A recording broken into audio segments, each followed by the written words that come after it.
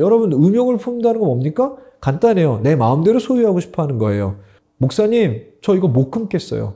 저 이거 못 그만두겠어요. 성경은 절대로 할 수 있다고 얘기하는 겁니다. 그러니까 예수가 생각했던 순결이 뭐냐?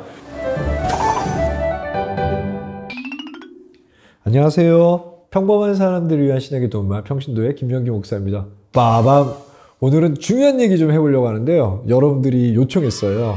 처음으로 요청한 주제에 대해 얘기하는 것 같습니다.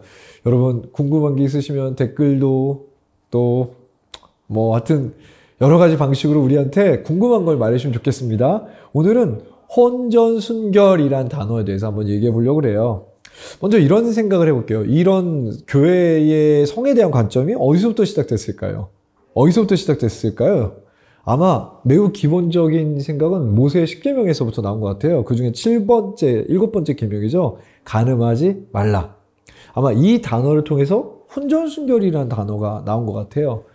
이후에 아우구스티누스가 결혼에 대한 신학적 얘기를 해놓는데요. 여러 가지 얘기가 있지만 결혼을 마치 아이가 태어나게 하는 어떤 도구로서 딱 봅니다. 그러니까 생식의 수단 이렇게 말해요. 이거 아닌 건 결혼할 이유 없어 이렇게 말하는데 이게 굉장히 오래 지속됐고 지금까지 사실 지속되거든요. 이건 좀 벗어나야 될 것 같아요. 왜냐하면 여러분 이제는 사별하신 뒤에 70세, 60세도 결혼하시는 분들도 있고 그러니까 가임기가 넘어서 결혼하시는 분들도 너무 많거든요. 그래서 이제는 아우구스티누스의 결혼에 대한 생각이 바뀔 때가 됐죠. 그분들이 결혼해서 아기를 낳는 건 아니잖아요. 그러니까 결혼의 목적이 단순히 생식, 그러니까 아이를 갖기 위한 것이라고 말할 수는 없는 시대가 이미 된 것이라고 저는 생각합니다. 그렇게 되고요. 아마 혼전순결이라는 게 예전에는 결혼하고 나서 저 아이가 누구의 아이냐 이런 게 DNA 검사가 안 되고 하니까 일종의 소유 개념? 내 자식이 내 거라는 어떤 개념으로부터 근대 또 중세, 고대에 이르기까지 매우 중요했던 개념인 것 같아요. 자, 기독교는 이런 생각을 가지고 있었기 때문에 우리나라도 매우 보수적인 성에 대한 인식이 있었죠. 그러다가 전 세계가 1960년, 68년에 정확히 말하면 성해방이 일어납니다. 여러 가지 해방이 일어나면 성해방도 일어나게 되는 거죠.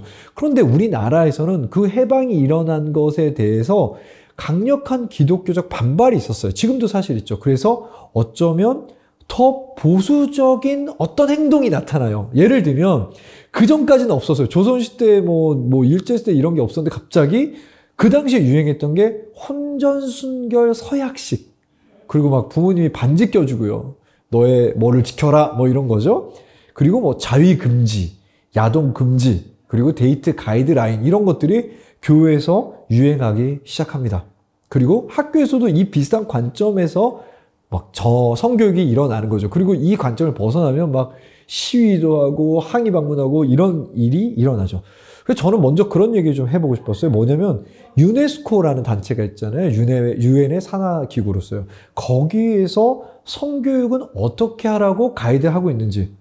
우리나라 같은 경우에는 성행위가 일어났을 때 일어나는 문제들에 대해서만 얘기를 해요. 그런데 유네스코는 그것뿐 아니라 이런 것도 알려줘야 된다고 해요. 물론 폭력과 안전, 그리고 젠더에 대한 이해, 그리고 관계, 의사소통 방법, 그리고 미디어 활용법까지 다양한 성을 가르치라고 가이드라인을 제시하고 있습니다. 영국과 벨기에는요, 성에 관련된 관계성에 대해 좀 더 초점을 맞춘대요. 그리고 독일 같은 나라는 생물학도 가르치고요.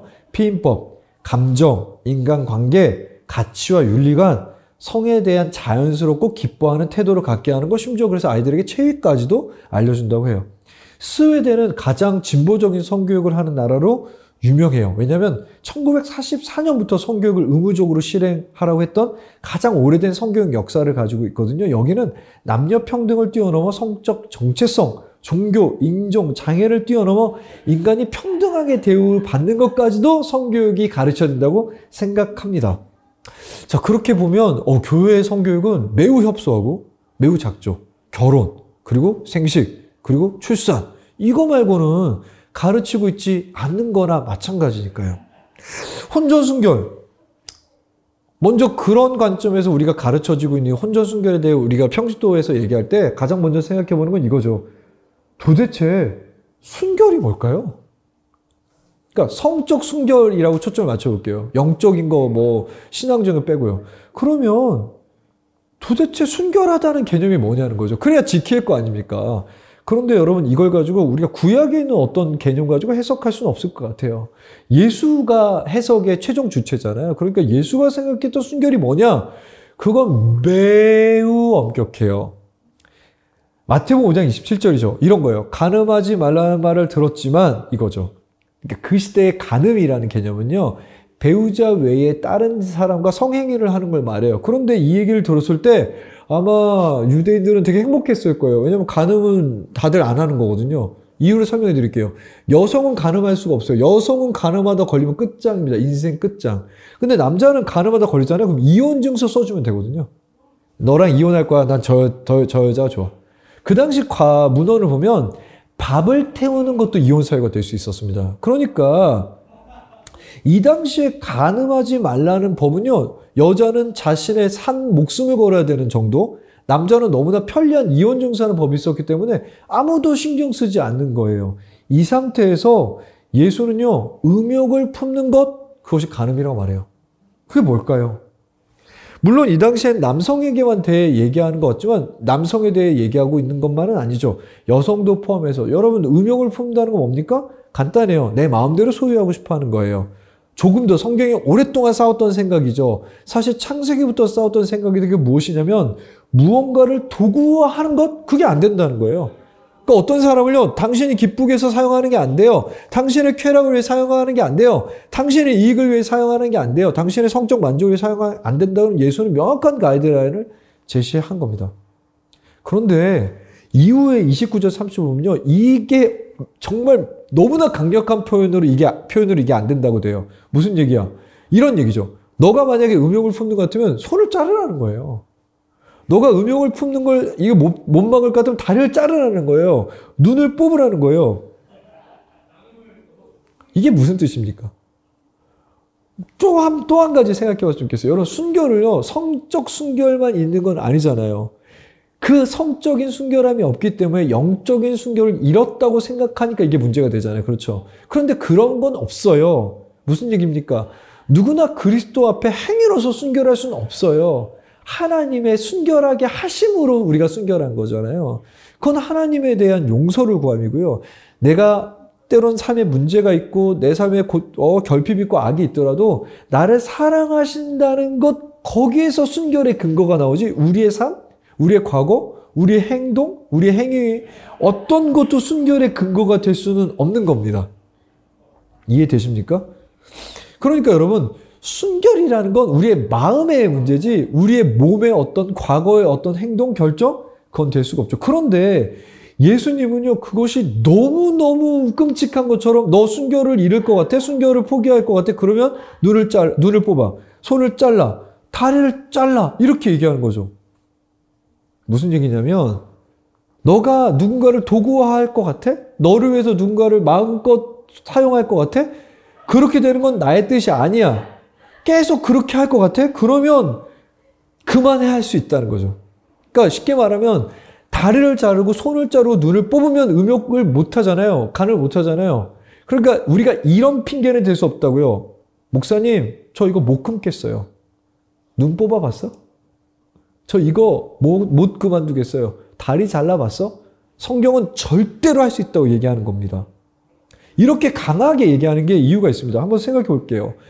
간음하지 말라, 순결을 지키라는 말, 이걸 우리가 경험을 지키도록 노력한다면, 지켰다면 어떤 문제가 일어나지 않습니까? 만약 우리가 이것을 끝없이 훈련해가지고 이것을 지켜냈다면요, N번방 사건이 일어날 수가 없어요. 수많은 성범죄를 일어날 수가 없어요. 치정 때문에 일어나는 살인도 일어날 필요가 없죠. 그리고 그 모든 것 때문에 트라우마를 가지고 살아가야 돼. 수많은 어린아이들, 청소년, 여성, 남성들은 우리 사회에서 없어졌을 거예요. 그렇기 때문에 순결을 지킨다. 누군가를 도구화하지 말아라. 이 얘기는요. 너무나 중요한 얘기라고, 특별히 성적으로 중요한 얘기라고 할 수 있습니다. 그런데 저는요. 혼전 순결보다 훨씬 중요한 게 있다고 생각해요. 그건 혼후 순결이죠. 어떤 겁니까? 우리가 평생 누군가와 함께하기로 결정하는 게 결혼이라는 거죠. 우리가 평생 그 사람과 함께하기로 결정한 어떤 결정이에요. 제가 은행에서 일했던 어떤 제자를 상담했던 적이 있었습니다. 아빠를 용서 못하겠다고 하더라고요. 동네 모텔에서 어떤 여자랑 나오는 걸 이 친구가 고등학교 때 2번 봤대요. 아버지를 용서하라고 얘기를 그때 저도 철없을 때니까 새벽 1~2시까지 했던 것 같아요. 그래야 그 친구가 해결될 것 같았어요. 사회 문제가. 그런데 그 친구가 마지막에 했던 얘기가 저는 잊혀지지가 않아요. 지금도. 뭐라고 했냐면 아빠를 용서하니 지옥에 가겠습니다. 다시 처음으로 돌아가겠습니다. 왜 손을 자르고 왜 발을 자르고 왜 눈을 뽑으러 했을까요? 생각해보면 그런 아빠랑 한 몸이 되어 살아가는 것, 그것이 이미 지옥 같은 거예요. 제가 말씀드린 게 뭐냐면 여러분들이 결혼하고 나서 이 순결을 지키지 못하게 되면 누군가는 발이 잘리고 누군가는 손이 잘리고, 즉 가족과 단절되어 살아갈 수밖에 없다는 거예요. 아빠를 아빠로 볼 수가 없는 거예요. 엄마를 엄마로 볼 수가 없는 거고요. 사실 자식도 자식으로 볼 수가 없는 거죠. 지금부터 순결을 훈련하셨으면 좋겠어요. 그리고 특별히 가정을 이룬 후에는요, 이렇게 기도하지 않으셨으면 좋겠어요. 하나님, 저는 제 배우자 말고 제가 약속한 사람 말고 다른 사람 만나는 이해해 주세요. 용서해 주세요. 전 그런 기도 안 했으면 좋겠어요. 왜냐하면 누군가는 그 악 때문에 지옥을 살아야 되거든요. 그리고 여러분도 그 죄가 끝나기 전까지는 오늘 말씀대로 한다면 누군가 자녀, 배우자의 삶을 그 정도로 파괴하는데 어떻게 사랑을 알고 사랑을 모르는데 어떻게 하나님을 알게 됩니까? 이걸 그만두기 전까지는요, 하나님 알 수 없습니다. 결국 이 문제는, 이 순결이라는 문제는 누군가를 도구화해서 가족도 또 내가 만나는 사람도 모두 다 그냥 나의 이익을 위해서 나의 기쁨을 위해서 도구화하는 이 결정은요, 모두가 지옥을 경험해야 되는 거죠. 그래서 저는 혼전순결? 순결이란 단어는요, 그냥 성행위를 말하는 거 아닙니다. 나를 위해서요, 누군가를 도구화하는 끝없는 시도들, 특별히 성적으로 도구화하는 끝없는 시도들, 이걸 그만두라고 예수께서는 얘기하신 거고요. 이것은 우리가 생각하는 매우 협소한 어떤 육체적 순결이 아니라 훨씬 더 큰 개념의 순결이고요. 많은 사람들의 삶을 살릴 만한 순결입니다. 여러분들 좀 그렇게 그 순결을 놓고 고민해 보시고 살아가셨으면 좋겠습니다. 그리고 노파심에 저는 이런 얘기도 좀 해보고 싶어요. 여러분들이 보고 계실 포르노그래피에 대한 얘기도 해보고 싶어요. 여러분들 중에서는 이렇게 생각할 수도 있을 것 같습니다. 아니, 자기가 포르노 영화를 찍고 돈을 버는데 그게 뭐가 문제냐. 저는 2가지 생각해보면 좋겠어요. 첫 번째, 그게 정당한 절차로 이루어지고 있는가. 제가 알기로는요, 많은 사람들이 그냥 모델을 하러 왔다가 사진과 영상에 찍혀서 포르노 배우로 어쩔 수 없이 살아가고 있는 구조가 있다고 알고 있어요. 이 착취하는 구조가 있다는 걸 저는 여러분이 아셔야 된다고 생각합니다. 또 2번째는요, 그렇게 하더라도 그 형상은 하나님의 형상입니다. 그 여성과 남성의 벗은 몸은요, 하나님께서 창조하신 형상이에요. 그걸 우리가 마음껏 사용할 수 있는가 생각해 보시면 좋겠고, 또 한 가지는 그 착취하는 산업에 우리가 구매를 한다는 건 계속 돈을 주고 있다는 건데, 그 수요가 없으면 공급은 없어지게 되거든요. 우리가 그 수요가 되어야 되는가도 여러분 심각하게 고민해 보셨으면 좋겠어요. 그렇지 않으면 그 산업은 없어지지 않거든요. 자, 어쨌든 오늘은 혼전순결, 순결, 혼은순결, 이런 여러 순결에 대해서 한번 생각해 봤는데요. 여러분도 오늘 이 얘기 듣고 한번 고민해 보셨으면 좋겠습니다. 여전히 댓글과 좋아요, 구독 부탁드리고요. 그러면 다음 시간까지 안녕히 계십시오.